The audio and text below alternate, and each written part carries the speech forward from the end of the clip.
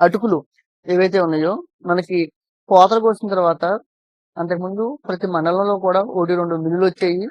మనం అటుకులాడించుకునేవాళ్ళం.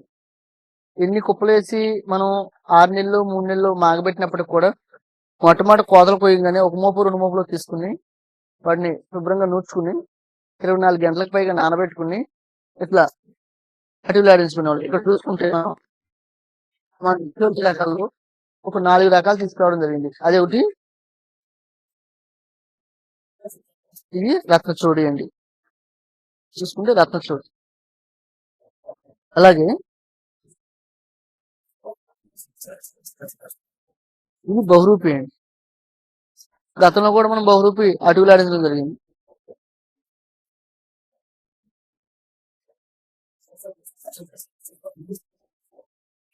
ఇక్కడ చూసుకుంటే ఇది కొక్కూరు అండి. అట్లాగే ఇది మణిపూర్ బ్లాక్ అండి. మన దగ్గర ఉన్న దేశవాళీ 26 రకాలు ఏవైతే ఉన్నాయో అవన్నీ కూడా అటుకులాడించాలి.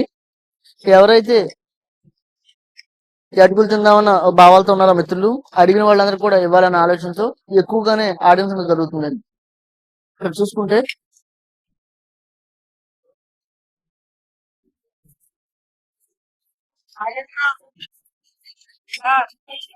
చూసారండి ఎంత బాగున్నాయి. ఈ రోజున చాలా మంది పాపం అవకాశం లేక షాపుల్లోకి వెళ్ళడం, అటుకులు కొనుక్కోవడం, ఇట్లా చేసుకోవడం అంతే తప్ప ఎవరు కూడా ఇంత శ్రమ చేసి ఆడేవాళ్ళు చేసేవాళ్ళు కూడా లేరండి. చాలా కనుమరుగైపోయారని చెప్పాలి. మా ప్రాంతంలో అంతకుముందు ముదినేపల్లి, బంటుమిల్లి, తుమ్మిడి ఆ ప్రాంతాల్లో కూడా చాలా అటుకుల మిల్లు ఉండేయండి. ఈ రోజున అటుకుల మిల్లు అంటే ఎక్కడ కనిపించిన పరిస్థితి.